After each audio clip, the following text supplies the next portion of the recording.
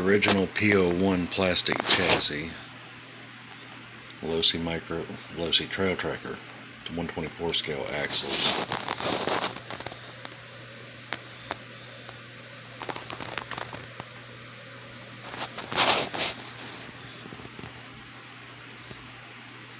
It's got my homemade links on it. I need to make a new set of the short ones, I think, on the bottom. They're just slightly different. I've lost one, so I just didn't put the other two on it. But I mean, without the lower links, it has a lot of twist. Without the lower links, or with the lower links, the front doesn't twist as much as you would think, but that's mostly because it's hitting the tires. So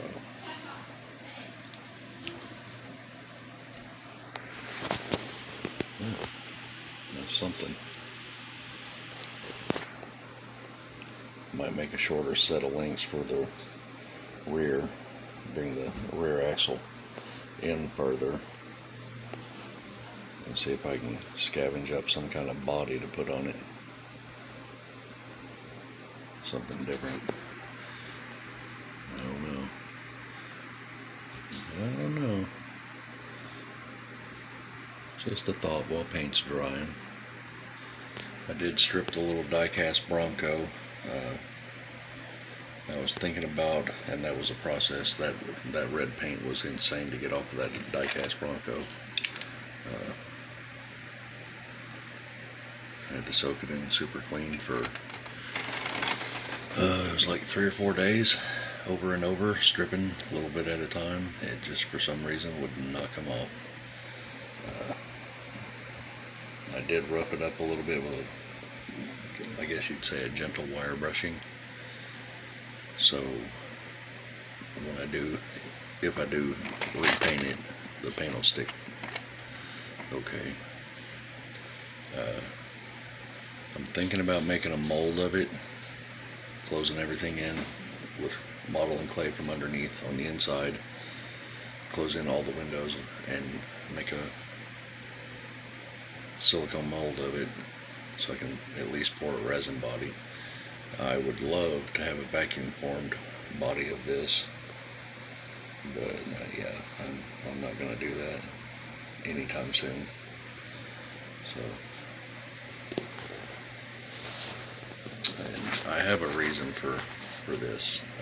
I kind of discovered this body is a perfect fit on the Duroc. Let me move this Losi chassis, or Losi axle, PO1 chassis, and I'll show you. Because this was actually kind of interesting to me. I'm going to pop this little plastic roof off. It does come off. This body is the perfect size for the Duroc.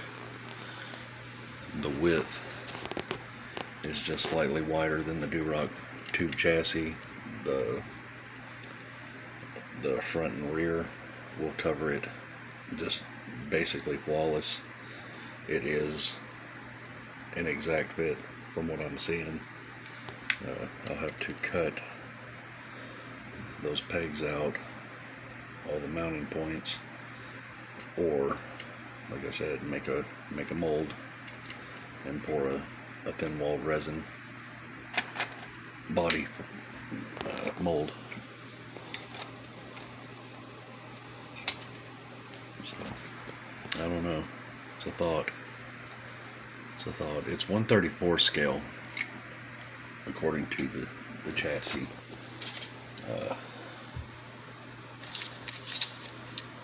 Here's the brand. It's a Kinsmart 2022 Ford Bronco, 1/34 scale.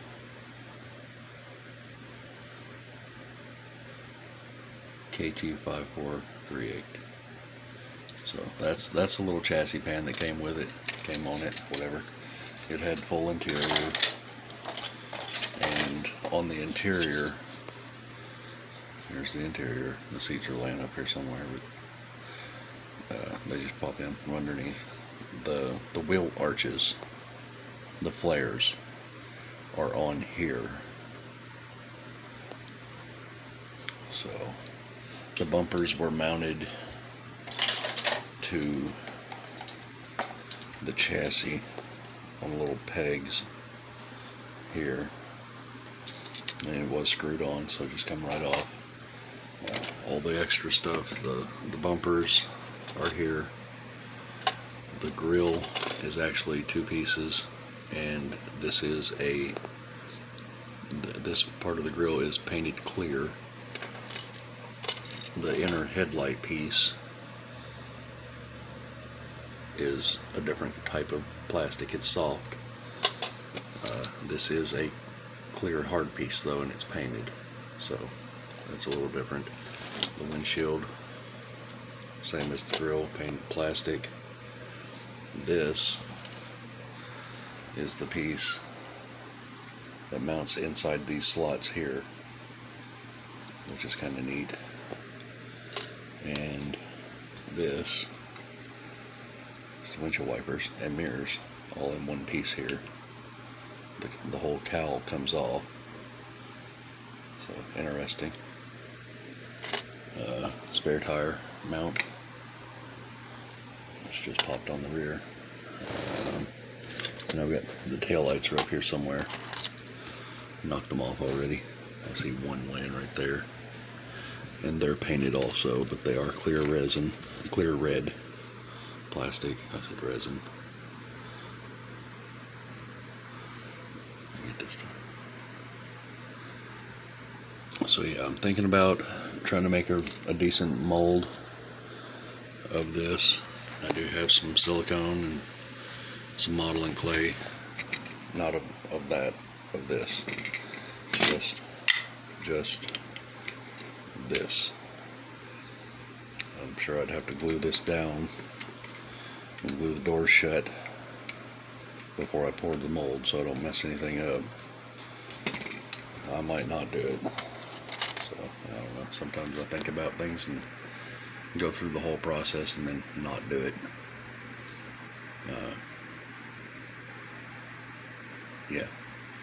I've got links on the way I've got 2 sets of PO2 links on the way, and I don't know, they should be here in a week. I'm gonna give this one more try with all PO2 links, front and rear. It'll be 2 sets of the rear PO2 links, and that'll lengthen everything out, because I'm pretty sure with the wheels, the tires hitting here, that I'm going to have to stretch this front end out a little. So I'm thinking PO2 links, and then the taller shocks might place everything in the right spot. It'll set it up higher. But I was also considering, if that don't work, these tires here are what were on the Tundra when I got it.